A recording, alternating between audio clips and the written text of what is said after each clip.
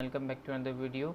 अच्छा, custom URL की मैं आपको एक चीज़ बताऊं। सबसे पहले तो दो पॉलिसीज़ हैं जो कि आपके कस्टम इनेबल को कस्टम यूआरएल को जब वो इनेबल करती है, ठीक है। वो क्या चीज़ें हैं? सबसे पहले तो आपको जो चैनल है वो कम से कम उसको जो है वो 30 डेज़ जो है वो गुजर चुके हों, मतलब बने हुए, मतलब 1 महीना पुराना चैनल आपका हो। दैन उसके बाद आपके पास दूसरी जो है वो है आपके पास मिनिमम जो है वो 100 सब्सक्राइबर होने चाहिए, ठीक है। ये दो पॉलिसी जब आप कंप्लीट कर देंगे तो आपके पास कस्टम यूआरएल इनेबल हो जाता है और आप कस्टम यूआरएल जो है वो बना सकते हैं। कस्टम यूआरएल से वैसे फ़ायदा ये होता है कि नॉर्मल यूट्यूब से जो है वो मतलब यूज़र नेम समझ लें उसको, ठीक है।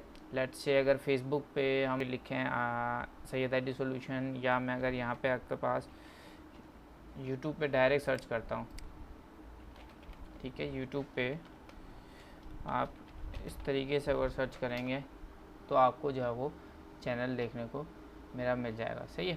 या फिर आप ऐसे भी लिख सकते हैं स्लैश के साथ, ठीक है। ये आ गया तो भी आपको जो है वो मेरा चैनल डायरेक्ट ओपन हो जाएगा। तो इसका ये फ़ायदा आपके पास कस्टम यूआरएल का, ठीक है। तो इसको आपने करना ये है, सबसे पहले तो आप अपने यूट्यूब स्टूडियो में आएंगे, दैन आप जो है वो चैनल सेटिंग में जाएंगे और यहाँ चैनल में, दैन आपके पास एडवांस सेटिंग और यूट्यूब अकाउंट। अच्छा, इसका मैं डायरेक्ट आपको लिंक दे दूँगा। जब आप डिस्क्रिप्शन पर उसके ऊपर क्लिक करेंगे तो आपकी डायरेक्टली वो चीज़ ओपन हो जाएगी। या आपके पास चैनल स्टेटस एंड फीचर्स, ठीक है। यहाँ आपने आ जाना है। तो यहाँ पे आपके पास एक पोर्शन है कस्टम यूआरएल का, क्योंकि मेरे पास यहाँ पे ऑलरेडी बना हुआ है, लेकिन आपको मैं इस इमेज से बताता हूँ। अगर ये इनेबल नहीं करा हुआ होता तो आप इस इमेज में जैसे कि देख रहे हैं, इस तरीके से आपके पास एक इनेबल का बटन नीचे आ जाता है, सही है।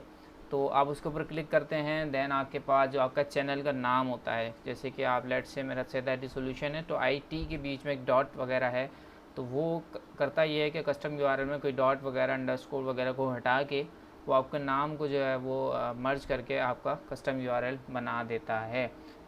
तो फिर अगर आप इसमें कोई चेंजेस करना चाहते हैं तो चेंजेस कर लेते हैं, सही है। अच्छा, इसमें एक ये होता है क्योंकि इसको आप दोबारा चेंज नहीं कर सकते, वो आपसे एग्रीमेंट वगैरह कराएगा, एक्सेप्ट कराएगा, देन आप उसको सेव कर देते हैं। तो फिर आपका इस तरीके से कस्टम यूआरएल जो है वो बन जाता है, ठीक है।